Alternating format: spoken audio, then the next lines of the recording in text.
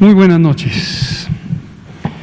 Hoy es martes 6 de octubre, son las 19:05 horas. Estamos en el Palacio Nacional de México, en la Ciudad de México, y vamos a iniciar la conferencia de prensa diaria sobre COVID-19, la pandemia causada por el coronavirus SARS-CoV-2.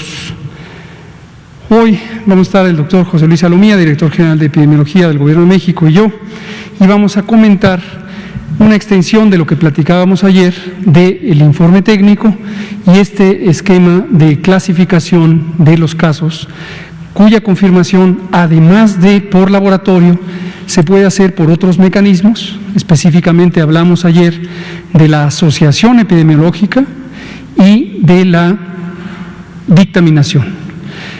Nos queda claro que algunos medios de comunicación se quedaron un poco confundidos, en particular con la idea de que los números nuevos que agregamos ayer podían ser el resultado de eventos ocurridos entre el domingo 4 de octubre y el lunes 5 de octubre. Lo explicamos ayer mismo en esta conferencia de prensa al presentar la información, que no se trata de eso, concretamente porque esto es motivo de varias primeras planas de hoy en periódicos de circulación nacional. Se habla de que entre el domingo 4 de octubre y el lunes 5 de octubre ocurrieron 2.789 defunciones por COVID. Esto es directamente un error. No asumamos que hay mala voluntad y que por lo tanto no se trata de una mentira deliberada, simplemente pensemos que es un error o que quizá el oficio periodístico de estos diversos medios que hoy sacan en primeras planas esta idea quedó incompleto y que existe la oportunidad de que identifiquen que les faltó información y les faltó hacer lo que, pues convencionalmente, ustedes lo saben, se hace en el trabajo periodístico, que es acudir a la fuente primaria de información, en este caso la Secretaría de Salud o concretamente el Gobierno de México en esta conferencia de prensa que ha sido designada desde hace 219 emisiones para el propósito de informar a el pueblo de México sobre el acontecer de la epidemia de COVID-19. Entonces, hoy tenemos la oportunidad, es convencional, de hecho está normado que cuando un medio dice algo que no corresponde con lo que se plantea por la fuente original, existe el derecho de réplica, ¿no es cierto? Y generalmente el estándar, no solamente legal, sino ético, es que los medios de información deben disponer en exactamente el mismo lugar y con la misma importancia la corrección, la enmienda, la aclaración a que tiene derecho cualquier persona o, en este caso, el sujeto colectivo, que es el gobierno, de la aclaración. Queremos suponer que, actuando responsablemente estos medios de información que hoy sacaron en primeras planas esta información equivocada porque no verificaron la fuente directa, que ustedes mismos lo saben, fue esta conferencia de prensa. Pensemos que mañana en las primeras planas pondrán la aclaración correspondiente y para que tengan el material necesario, hoy lo vamos a explicar con mayor detalle.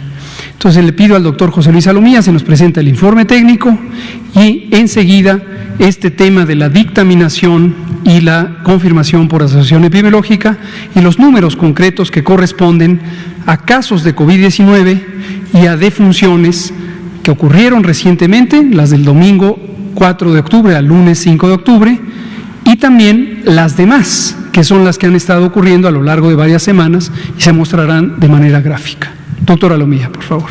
Con su permiso, señor secretario.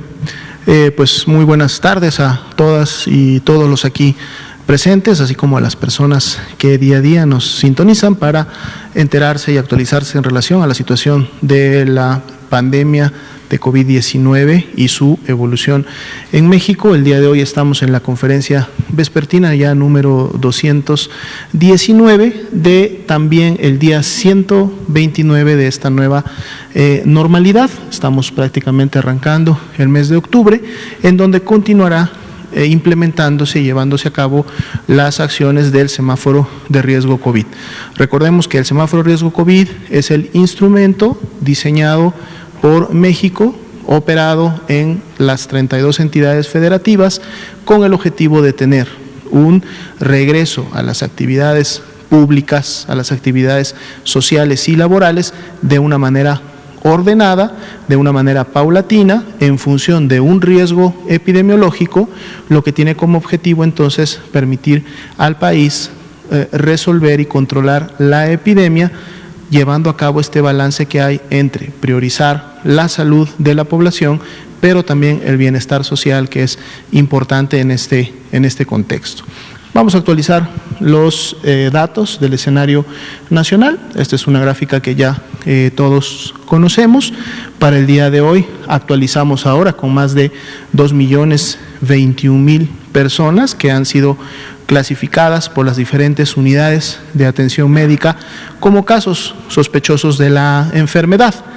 La gran mayoría de estas personas pudo ser muestreada, es decir, se le tomó un hisopo faríngeo o nasofaríngeo, a través de la cual pueden acceder a una prueba de PCR, que es la prueba hasta estos momentos lineada para la confirmación de casos, tanto para la vigilancia epidemiológica como para el diagnóstico clínico de la enfermedad. Y entonces, al corte de hoy, 794.608 personas, en base a esta información, se consideran como casos confirmados, la mayoría de ellas porque salieron positivos a la prueba SARS-CoV-2. Pero así también tenemos personas que dieron ya negativo a esta prueba y representan al día de hoy 933.316. Estos datos nos permiten en su momento calcular los porcentajes de positividad para cada una de las semanas epidemiológicas, recordándonos que el porcentaje de positividad nos permite tener un acercamiento a cuál sería la circulación del virus en la comunidad y cómo éste está produciendo la enfermedad y lógicamente afectando a las personas. El día de hoy continuamos para la semana epidemiológica número 39, que es la última que estamos graficando en esta diapositiva, un porcentaje de positividad de 38%, el cual nuevamente vuelve a descender en función de porcentajes de positividad previos que habíamos revisado y que pueden ustedes verlos graficados precisamente en la curva de color naranja, la cual hemos comentado desde la semana 30 inició a descender, siendo precisamente las 3 semanas previas, 29, 28, 27, las que presentaron el mayor porcentaje de positividad hasta el momento alcanzado en la epidemia en México. Asimismo, tenemos también representadas en el color gris que está en medio de las barras verdes y las barras de color café claro, aquellas personas que fueron clasificadas como casos sospechosos, pero a las cuales no se les tomó una muestra de laboratorio, pero que su información es importante porque a través de la estimación que se realiza con los porcentajes de positividad, contribuyen a poder conocer cuál es el perfil epidemiológico y el comportamiento que tiene en un momento determinado la epidemia. Así también tenemos registrados al corte de hoy 32.797 personas que tienen sí una muestra de laboratorio, pero que todavía el resultado no ha sido emitido y que estamos esperando o tienen la posibilidad de sí tener un resultado para entonces poder pasar al grupo de confirmados o en su momento al grupo de negativos y por lo tanto descartados. Así también, y como parte del total de casos confirmados, que en esta diapositiva son los acumulados, también tenemos las defunciones que hasta el momento se han confirmado, personas que lamentablemente han fallecido a consecuencia de las complicaciones de la enfermedad y que para el corte del día de hoy representan 82.348 en México. Veamos la siguiente diapositiva, que es ahora donde representamos los casos estimados. Vean cómo los casos estimados, y hablamos de estos 921.243, son todavía más que los casos que en la diapositiva anterior mencionábamos como confirmados. Y esto es precisamente porque para estimar estos casos, tomamos todos estos casos que ya están confirmados, pero además le sumamos todos aquellos casos sospechosos con o sin muestra que por el porcentaje de positividad para cada semana estamos precisamente estimando que serían casos confirmados de COVID. Y esto lo hacemos para poder tener una curva epidémica como la que estamos viendo, tanto de los casos estimados, que es la de color azul claro superior, como la de las defunciones estimadas, que está en la curva de color oscuro en la parte baja, en donde no solamente nos quedamos con los confirmados en sí, sino además podemos sumar todos aquellos que sabemos que de seguro van a confirmarse en las siguientes semanas y días. Pero entonces, al integrarlos de una vez a la estadística, podemos ver cuál es el comportamiento y cuáles son las tendencias de la curva de una manera más cercana a la realidad que lo que pasaría si solo nos basáramos en puros casos confirmados. Y esto es importante porque siempre hemos comentado que tenemos muchos más casos que en su momento tuvieron o tienen COVID-19 y que precisamente pueden pertenecer a aquellas personas que por tener síntomas leves de la enfermedad pues no necesariamente demandan atención médica y por lo tanto no ingresan a la plataforma en línea o al sistema de vigilancia epidemiológica, y además recordando que siempre hay una proporción que en estos momentos se está estimando a nivel mundial, hay diferentes estudios de personas que son asintomáticas y que por lo tanto se clasifican como portadores, es decir, no expresan enfermedad, pero se contagiaron del virus. Entonces esto es un primer acercamiento basado en lo que al menos se tiene registrado y notificado en el sistema. Y precisamente lo que podemos ver al día de hoy es que continúa la tendencia descendente que se había producido durante las 9 semanas previas.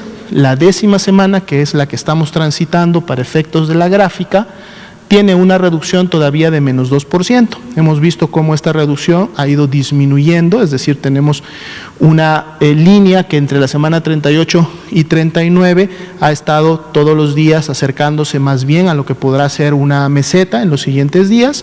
Esto ya había sucedido en ocasiones o en semanas previas y es parte del comportamiento de cómo evoluciona la epidemia. Y vamos a estar lógicamente muy atentos a esta evolución.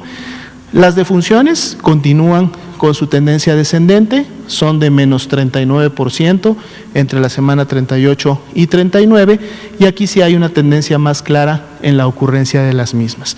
El indicador de los casos activos estimados para el día de hoy continúa localizando un 4% como la proporción de las personas que representan la epidemia activa en México.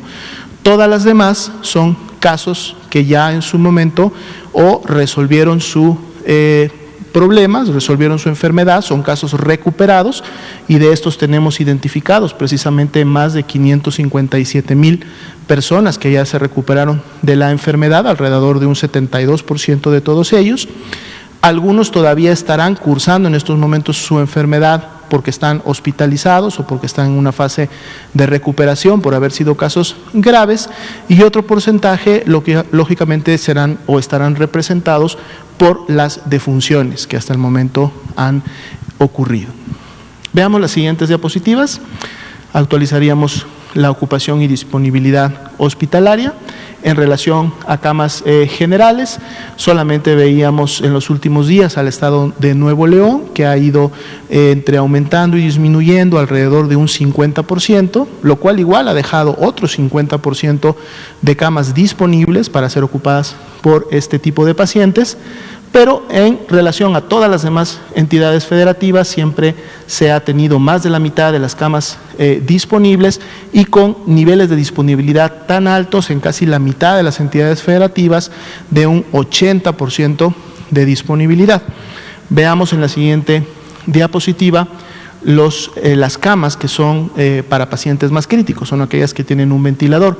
23%, una fluctuación de 1% hacia arriba, ayer teníamos 22%, pero aquí sí todas las entidades federativas tienen al menos la mitad de las camas disponibles, y nuevamente la mitad de las entidades federativas tendrían 82% o más de disponibilidad en relación a este tipo de camas, y esto, además de ser congruente con la tendencia descendente y la disminución de casos que hemos visto en las últimas 9 semanas, también es importante porque nos evidencia que los casos graves, es decir, aquellos que requieren hospitalización, también han tenido un decremento precisamente en el último mes y medio de lo que va de la epidemia en México, y bueno, eso es una buena noticia para las acciones y cómo se está llevando a cabo el control de la epidemia en México. Pasemos entonces ahora al siguiente segmento, que tiene que ver con, vamos a profundizar o compartir más información en relación a lo que ayer comentábamos, que era la integración a la estadística nacional y sobre todo a la estadística acumulada de los casos que han estado siendo confirmados a través de la asociación epidemiológica o a través de la dictaminación clínico-epidemiológica.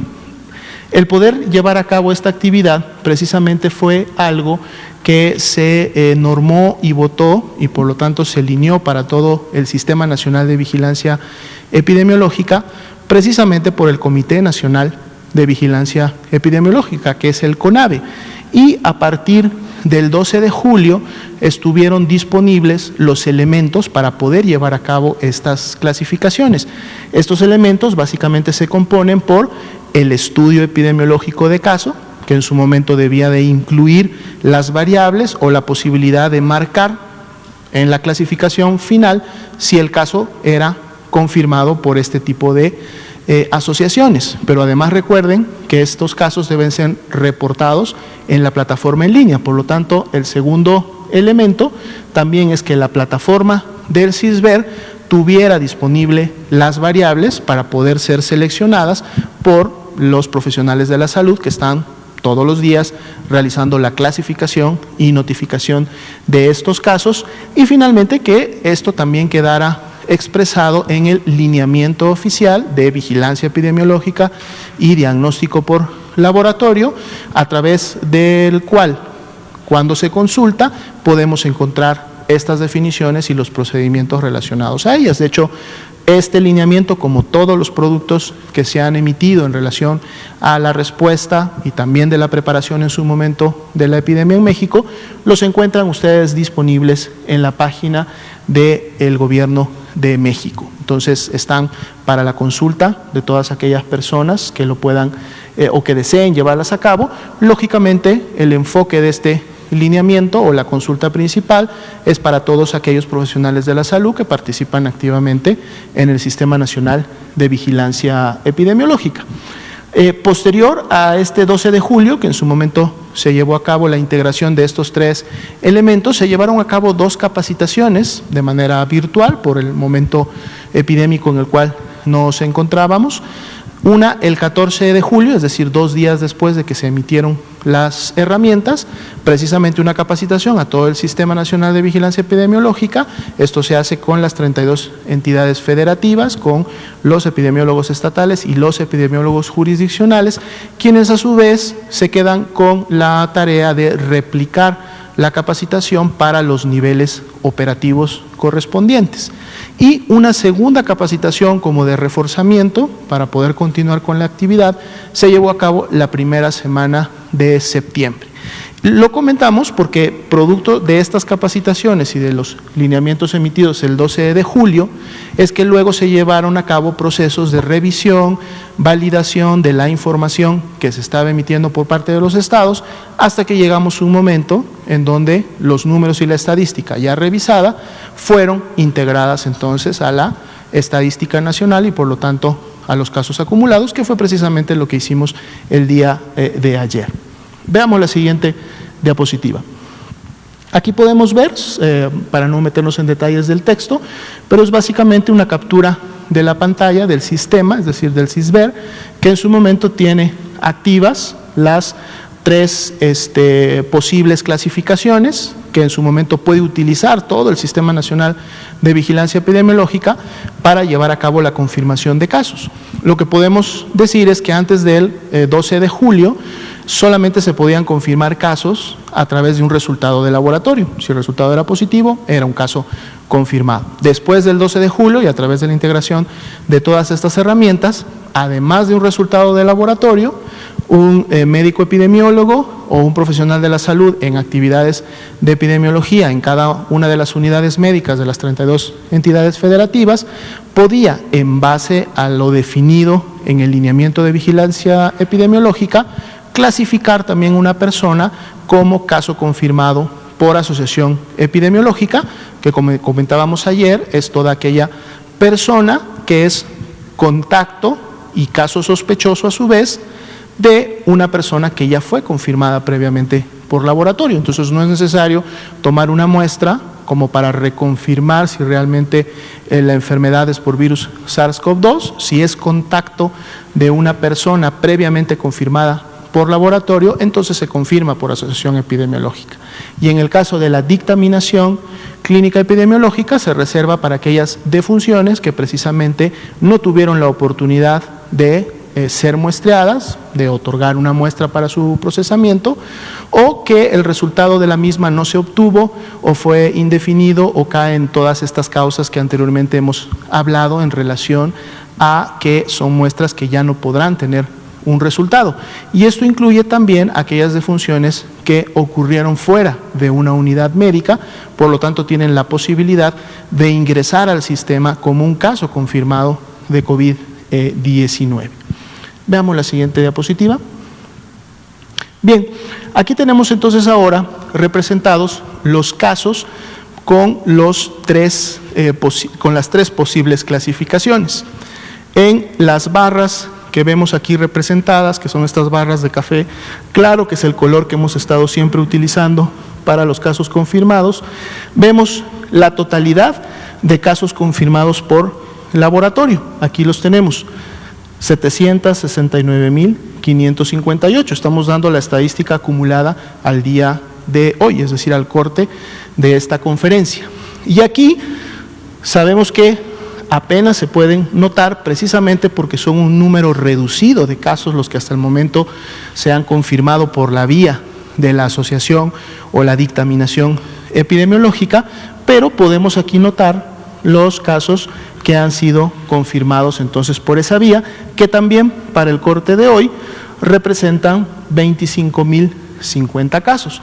Por lo tanto, la suma de ambos números precisamente nos dan los 794.608 casos confirmados que estamos en su momento notificando esta noche.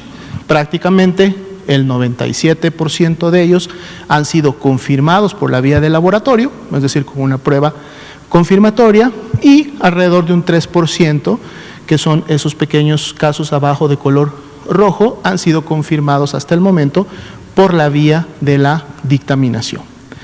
Veamos la siguiente diapositiva. Aquí tenemos una tabla, a lo mejor no la vamos a describir tanto en aras del tiempo, pero la integramos para que ustedes puedan tener todos los números relacionados, sabiendo que esta presentación es de difusión pública y que además los medios tienen acceso a estos datos. La integramos precisamente para que ustedes puedan revisar columna por columna, dato por dato, pero aquí vemos precisamente identificados esos 794.608 casos, son los que tenemos aquí, que es precisamente la sumatoria del total de casos por asociación, ya sea por asociación epidemiológica o por dictaminación clínico-epidemiológica. Por lo tanto, estas serían defunciones que, sumadas en su momento a los casos que han sido confirmados por laboratorio, nos dan el total de casos confirmados. Veamos la siguiente diapositiva. Tenemos una imagen semejante a la de los casos, pero ahora solamente nos quedamos con el grupo de las lamentables defunciones. Recordemos que las defunciones confirmadas son un subgrupo del total de casos confirmados, es decir, dentro del total de casos confirmados están las defunciones confirmadas, ¿no? Es una característica diferente, pero forman parte del mismo grupo. Y aquí volvemos a ver nuevamente el mismo efecto y la distribución. En el color azul vemos todas aquellas defunciones que fueron confirmadas por laboratorio. Como podemos ver, son la gran mayoría y representan a 79.714 para el corte de hoy. Pero también en dos colores diferentes podemos identificar 2.634 defunciones que también se confirmaron por la vía de la asociación o la dictaminación clínica epidemiológica, que es el nuevo dato, la nueva estadística que empezamos a presentar desde el día de ayer. Y aquí inclusive estamos también representando en el color rojo hasta la parte inferior aquellas defunciones que todavía en este momento son sospechosas, pero que en su momento estaríamos esperando que ya sea por la vía de poder obtener un resultado de laboratorio o por la vía de que las entidades federativas continuarán realizando los ejercicios de dictaminación correspondiente, pues todas estas defunciones sospechosas, es decir, todas aquellas que están en color rojito en la parte inferior, podrán pasar a algunas de las clasificaciones, ya sea que se confirmen por la vía del diagnóstico por laboratorio o por la vía de la asociación, o finalmente sean descartadas y ya no formen parte de la estadística. Pero entonces, cuando sumamos los dos primeros datos que hasta el momento ya tenemos, obtenemos entonces las defunciones confirmadas acumuladas, que también están presentadas en la primera diapositiva del día de hoy y que representan a estas 82.348. Y como podemos ver, tanto en esta gráfica como en la gráfica anterior, tanto las defunciones que se han sumado como los casos que se han sumado por la vía de la dictaminación están distribuidas en un histórico que abarca prácticamente desde el inicio de la epidemia. No son ni casos ni defunciones que han ocurrido en las últimas 24 horas, ni siquiera han ocurrido en la última semana, ni siquiera han ocurrido en el último mes. Aquí claramente podemos ver que todas ellas han venido ocurriendo en los meses anteriores desde que prácticamente inició la epidemia. ¿Por qué hasta este momento obtienen la clasificación? Porque a través del ejercicio que están realizando las unidades en las 32 entidades federativas, podemos empezar a conocer día con día, semana con semana, quiénes se van sumando a la estadística vía la dictaminación o vía la asociación epidemiológica. Veamos la siguiente diapositiva. Es una tabla similar a la anterior, pero que ahora se enfoca precisamente en la estadística de las defunciones. Aquí tenemos los dos grupos, tanto las defunciones que se confirmaron por asociación epidemiológica, como las defunciones que hasta el momento se han confirmado por la vía de la dictaminación, el total que ellas representan, que sumadas a las que ya teníamos por la vía del diagnóstico por laboratorio, nos dan los 82.348 lamentables defunciones que hasta el momento han ocurrido a consecuencia de la epidemia en México. Veamos la siguiente diapositiva. Bien, aquí queríamos también mostrarles gráficamente algo que comentábamos ayer, que es durante todo este tiempo que ha ocurrido la epidemia y en función de cómo los diferentes sistemas de vigilancia epidemiológica funcionan en cada país, todos los países miembros de la OMS, hasta el momento, la gran mayoría de ellos, han notificado en su momento correcciones, errores o modificaciones a la estadística nacional de cada uno de sus países. Es importante mencionar que hasta el día de hoy, México no ha notificado ningún error, ni ha notificado nada diferente relacionado a su estadística. Ahorita lo vamos a ver.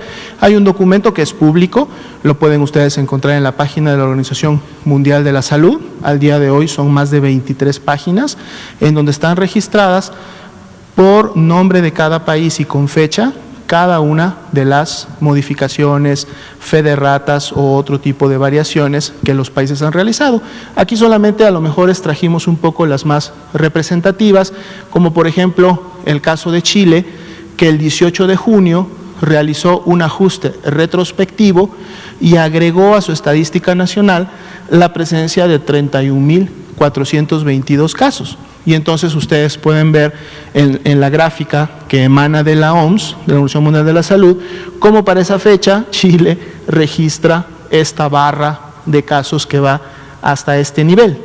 Pero esto no quiere decir que todos estos casos sucedieron y ocurrieron ese día, que Chile tuvo un pico epidémico en esa fecha y que luego cayó. Eso no es correcto, porque esto está representado por la fecha de notificación. Es solo precisamente para que se vea el efecto de cuando en su momento un país realiza una corrección a sus datos. Veamos rápidamente otros ejemplos.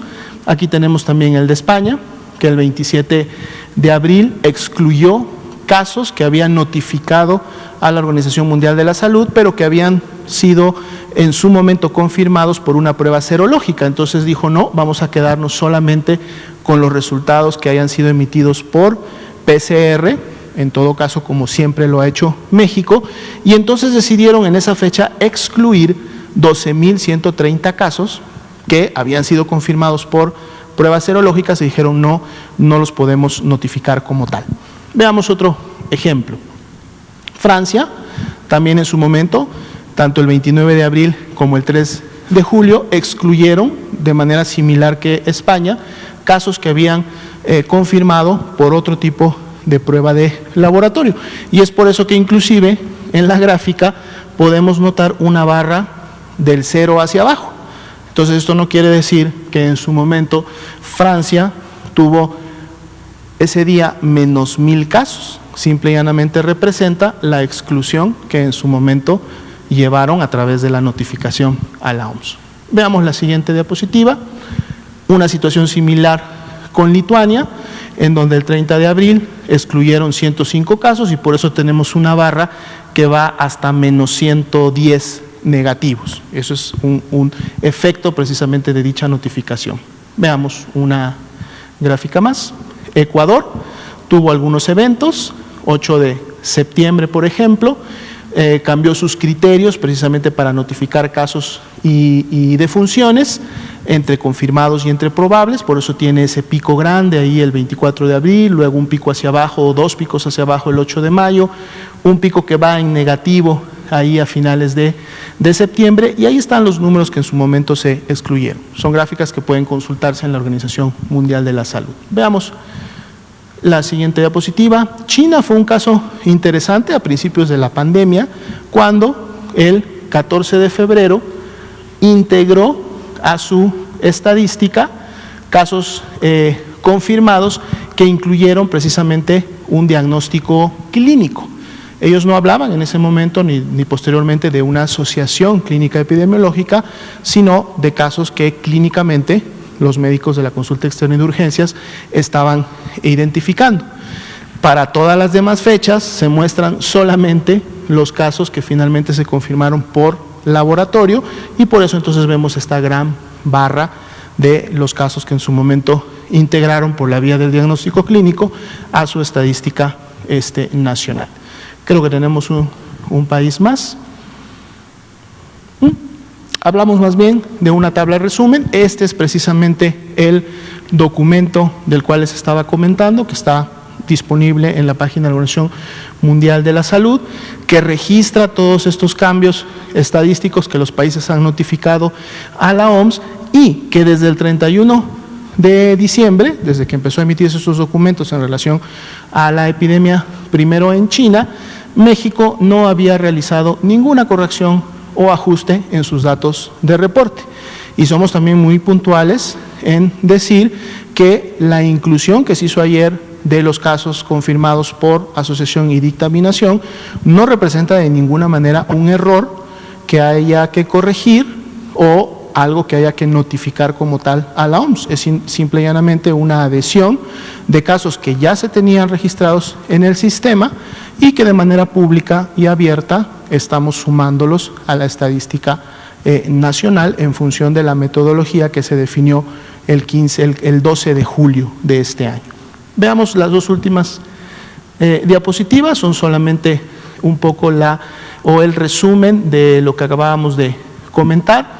Hay errores que pueden ser también de tipo tipográfico. Recordemos que no todos los países necesariamente utilizan los números como los utilizamos en México. Hay otros tipos de, en su momento, lenguajes y lógicamente tipografía, y eso también puede ser mal interpretado y pueden pensar que un número representa otro. Entonces también se llevan a cabo correcciones de ese tipo.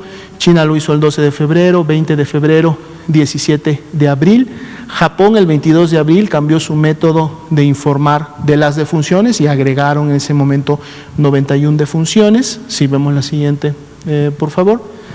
España, decíamos el 22 de abril, excluyó 12.130 casos. Francia lo hizo también el 29 de abril con 1.544 casos. Ecuador reportó 410 defunciones adicionales debido a investigaciones precisamente clínico-epidemiológicas, e Inglaterra el 3 de julio ajustó su recuento de casos para alinearse con el cambio de metodología que habían definido para los casos positivos. Esto es solamente un referente del marco internacional en donde es válido, y la OMS también lo acepta, llevar a cabo actualizaciones, modificaciones o correcciones que en un momento un país podría tener en función a su estadística. Entonces sería un poco el ahondamiento en la información en relación a los casos confirmados por dictaminación y por asociación, y el escenario que hasta el momento tenemos a nivel nacional. Muchas gracias, doctora Lumía. Hoy hemos tenido que dedicar un poquito más de tiempo a este tema porque nos interesa que quede claro.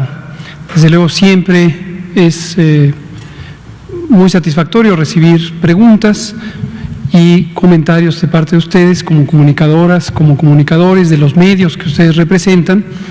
Nos da mucho gusto que nos acompañen y que hagan preguntas. Si algún medio tiene dudas y no viene aquí a la conferencia de prensa, desde luego también los canales están abiertos para que consulten la información. En primer lugar, porque la información es pública. Toda la información que produce el Gobierno de México referente a la epidemia de COVID es pública. www.coronavirus.gov.mx. Esta es la dirección del portal web del Gobierno de México, en donde se encuentra toda la información referente a coronavirus. Ahí están los informes técnicos, ahí están las ligas a los múltiples tableros de información, los mapas, las gráficas.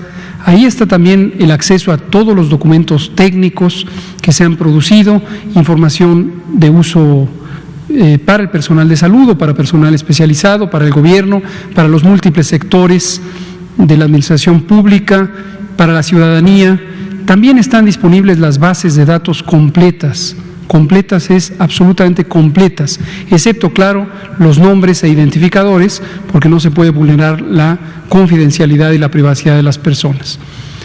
Hacemos una respetuosa invitación a los medios de comunicación de México, en particular a los medios electrónicos, televisión, radio, y también a los periódicos de circulación nacional, a que colaboren con el pueblo de México, dando información. Asumimos que disfrutan contribuyendo a el bienestar del país y que tienen un sentido de responsabilidad que les llevará a ayudar al pueblo de México a conocer el curso de la epidemia. Quizá a veces resulta más atractivo, o a lo mejor lo necesitan, el aumentar las ventas, y las ventas posiblemente se incrementan cuando se ponen titulares, encabezados o noticias que pudieran parecer un poco más llamativas, por llamarlo de alguna manera. Entonces, pero consideramos que el interés superior de la nación, el interés superior de la patria, está en otro lado. Quizá ahorita podrían prescindir de algunas de las ganancias que esperan tener. Nos queda claro que también los medios de comunicación son empresas comerciales, por hacer un bien público. Y queremos dar una pequeña muestra, solo de 3, si nos ayuda con las diapositivas. Las 3 últimas diapositivas son 3 de las primeras planas que hoy nos llamaron la atención. Hubo hubo más periódicos que pusieron primeras planas, y nos gustaría, dado que son periódicos públicos, se venden al público, que también el público conociera cuáles son algunas de estas primeras planas. La primera fue del periódico Reforma. Ayer estuvo aquí la colega de Reforma, la nota la firma ella, nos queda claro que ella no es responsable de lo que se publica, es una compañera que valoramos mucho, sabemos que hace un trabajo muy profesional, pero que al final sus editores son quienes deciden tanto los titulares como lo que se publica. Y seleccionó Reforma poner en primera plana: cambian método, hay más muertes, con signos de admiración. Y arriba dice un cintillo: reportan en un día 2.789 decesos, nuevos y acumulados. Justo ayer comentábamos esta noticia y Reforma nos hizo esta pregunta. Por lo visto, los editores de Reforma lo entendieron de otra manera. Veamos la siguiente, por favor. Es el Universal, dice: Gatell soy yo, ajusta las cifras y reporta otras 2.789 muertes. La misma idea, trata de conferir la información equivocada que ya hemos explicado y que ayer mismo explicábamos. Y la última, que es también muy llamativa: día negro, dice El Heraldo de México. Día negro, 2.789 muertes en 24 horas. Ayer también explicamos que no son en 24 horas. Y hay otras primeras planas que tienen lo mismo. Insisto, asumimos que no hay mala voluntad, asumimos que no hay otra intención, pero que hay una confusión, e invitamos a los medios de comunicación y a sus editores en particular, a quienes deciden los encabezados, las notas, la orientación editorial de estos medios, a contribuir al bien público, usando de manera responsable lo que es un derecho maravilloso que tiene México, que es el derecho a la libertad de expresión, el derecho a la información. Ojalá que lo podamos usar para el beneficio del pueblo de México. Muchas gracias. Vamos a empezar con una ronda de preguntas y respuestas. Liliana Noble, de Pulso Saludable, y nos seguimos por acá. Por favor. Buenas noches, Liliana Noble, de Pulso Saludable. Doctor Gatell, yo quisiera preguntarle, expertos de algunas universidades estadounidenses vuelven a mencionar lo que en semanas atrás, más bien meses atrás, se hablaba de que las partículas del virus SARS-CoV-2 están ahí pululando en el aire, y que al momento de estar ahí inertes, me imagino, las inhalamos y de esta manera nos contagiamos. Y aquí me surge la duda, porque entonces, si fuera así, ya estaríamos prácticamente todos los seres humanos contagiados y ya no habría necesidad de una vacuna, o tal vez sí, pero para el próximo año, si es que va a ser así. Y la segunda pregunta, justamente encontraba en estos encabezados, que a veces a nosotros también nos cuesta mucho trabajo hacer una nota bien documentada para que un encabezado así la derrumbe, y hablaban de que en algunos encabezados que si te vacunaste y te dio influenza, la Secretaría de Salud te explica por qué, y una cosa es tener una reacción de la vacuna y otra cosa es que si te vacunas te dé influenza. A ver si nos puede ayudar también con eso. Gracias. Con mucho gusto, muchas gracias. Empiezo por esta segunda. Este tema lo tratamos aquí en la conferencia de prensa, destacamos, de hecho, dijimos: no es posible, no, es biológicamente imposible que la vacuna contra la influenza genere la enfermedad influenza. No se puede, al menos no la formulación de la vacuna que se utiliza en México, que es inyectable. Hay otra presentación que es nasal, donde se trata de virus atenuados, pero esa es otra historia de la que no hablaré. La que se usa en México, que es una vacuna inyectable, tanto en el sector privado como en el sector público, es una vacuna que no puede generar enfermedad influenza, porque se trata de virus que están destruidos, son partículas de virus, de hecho, componentes moleculares de los virus. Y explicamos eso porque justamente es una de las ideas erróneas más frecuentes que existen en torno a las vacunas, o en este caso a la vacuna contra la influenza, de que me vacuné y entonces ese año me dio una influenza terrible. Ya explicó la doctora Miriam Veras el día que inauguramos la campaña de vacunación, el pasado 1 de octubre, por qué no se puede que esta vacuna genere la enfermedad influenza. La segunda pregunta, efectivamente, en la revista Science, que es una revista científica publicada en Estados Unidos, muy prestigiada, muy respetada, una revista muy rigurosa, se publicó recientemente una carta de un conjunto de científicas y científicos de universidades de Estados Unidos que ya se habían expresado en otra ocasión con una carta semejante, es el mismo grupo científico. En la ocasión previa presentaron de manera mucho más amplia, eso ocurrió en el mes de mayo, si no lo recuerdo mal, una explicación científica construyendo una serie de elementos argumentales, no de evidencia directa, pero construyendo con información previa en estudios experimentales mayormente, la hipótesis a tomar en cuenta de que las partículas suspendidas, los aerosoles, partículas líquidas suspendidas de pequeño tamaño, menores a 5 micrómetros, 5 micras, una micra es la milésima parte de un milímetro, podrían ser un vehículo eficiente para transmitir el virus SARS-CoV-2. En aquella ocasión, ese documento se lo mandaron a la Organización Mundial de la Salud y le pidieron que lo revisara para considerar modificar sus recomendaciones. La Organización Mundial de la Salud en su momento lo revisó, varios grupos de personas expertas, y consideraron que, aunque era una hipótesis muy razonable, falta evidencia científica, evidencia experimental directa que permita reconstruir de manera íntegra este planteamiento teórico. Hoy esta carta de la que hablamos, que publicaron en la revista Science, es más completa, no es más completa, al contrario es más breve, no aportan los elementos de reconstrucción teórica, aunque hay referencias bibliográficas, y estos científicos y científicas insisten en el mismo planteamiento. Seguimos pensando lo mismo, y es lo mismo que expresó la OMS.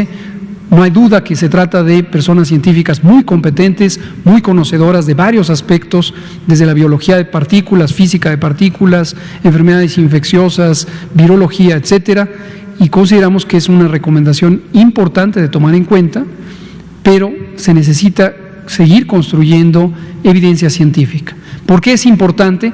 Porque el tipo de decisiones de las que estamos hablando no es solamente el recomendar el cubrebocas, que ya hemos quedado que se trata de un instrumento auxiliar de la prevención, útil en evitar la salida de las partículas líquidas que pueden resultar contagiantes.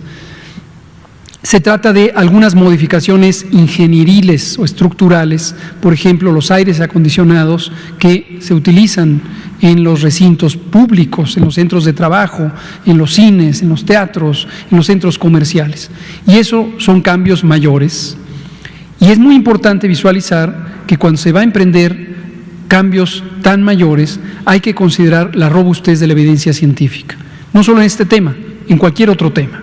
Ojo, no interpretar que eso quiere decir reticencia o resistencia a emprender cualquier acción que sea necesaria para proteger la salud de la población y proteger vidas.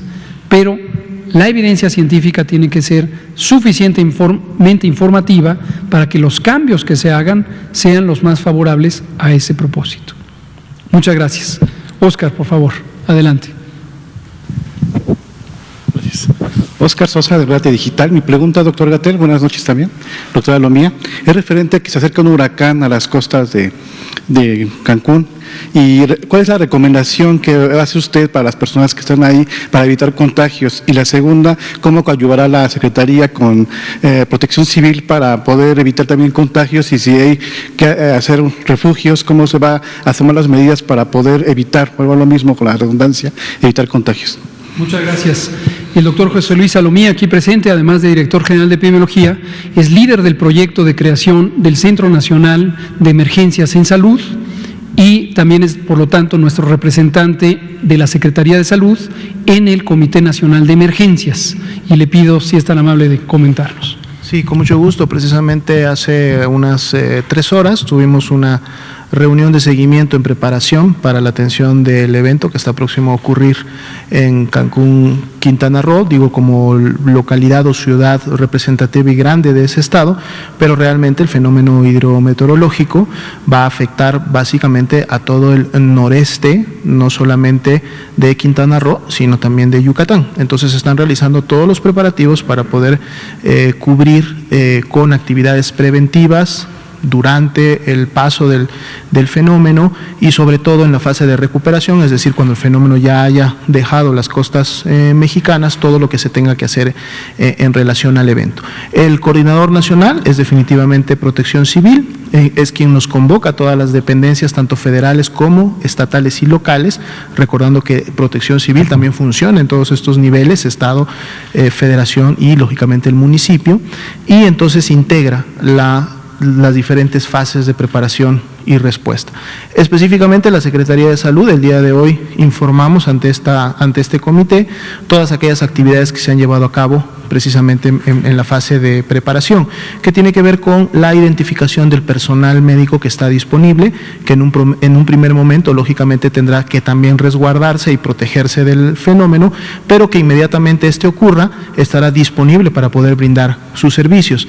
Se identifican las capacidades a nivel hospitalario para la atención de personas que puedan sufrir daños a consecuencia del fenómeno, no solamente de enfermedades, sino más bien en su momento eventos que, por ejemplo, les produzcan lesiones, que les produzcan otro tipo de afectaciones a su salud relacionadas con lo que en este caso es un huracán, que hasta el último informe tenía ya la categoría 4 en la escala de Saffir-Simpson, por lo tanto se espera que sea un fenómeno importante para la región. Se identifican unidades móviles, se identifican y preparan a las brigadas, no solamente epidemiológicas, sino también de atención médica, que en su momento hacen la revisión de las diferentes comunidades, recordando que esto no es solo la actividad de una única dependencia, por eso la coordinación de Protección Civil, porque la idea es que todos los recursos que tenga una dependencia, en este caso salud, puedan sumarse y hacer sinergia con lo que todas las demás dependencias tienen y entonces de esa manera atender de manera